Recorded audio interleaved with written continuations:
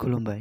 गोजोन फुंबिलिनि गाहाम हामलायनायखौ बयनिसिमबो जासिहरबाय। आसा खालामो नोंथांमोनहा भिडिअखौ जोबजासिम नायलांगोन होननानै। आसाम बिधानसभानि बिसायख'थियाव बिजेपि इउपिपिएल हान्जाया गासै मोनबा बियाबाव बिसायख'थि गेलेनो साखाफारा जाखाबाय।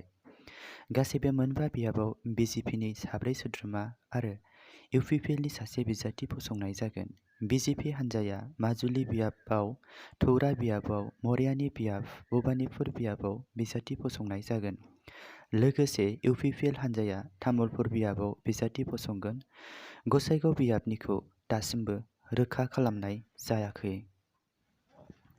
थांनाय 10 अक्ट'आव रुंसारि जानाय जनकुमार ब्रह्मनि दुखुथिया नखराव बर'नि मुंदांखा फेस्ला फावखुंगुर फैला जे बरगयारी बिथाङा दावबायहैदों।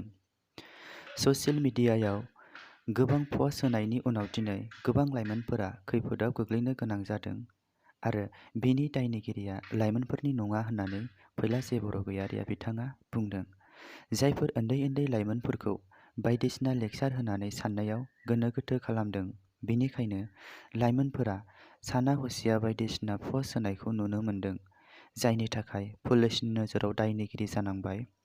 बेनि दायनिगिरिया गेदेरफोरनिनो होनना बिथाङा बुंदों। नायल' जाल' क'क्राझार जिल्लानि सिङाव थानाय ओइचपिटि टिभि सेन्टारआ बन्द जानायनि लामायाव फैबाय। थांनाय समाव मिरुनि मन्त्रि राजनाथ सिंहआ बर'फोरनो आर'नाइ एक्सप्रेस रेलगारिजों लोगोसे क'क्राझारनि दूरदर्शन केन्द्रखौ फोजौखांगोन होनना खोथा होनायनि उनाव मैया बिटिसि ओनसोलनि गोजौ थाखोनि गंसेल' टिभि सेन्टारखौ बन्द खालामसिगोन होनना खोथा होदों। दिनैनि रादाबा एसेनोसै। गाबोन आरो गोदान भिडिअजों नोंथांमोनखौ लोगो मोनफिनगोन।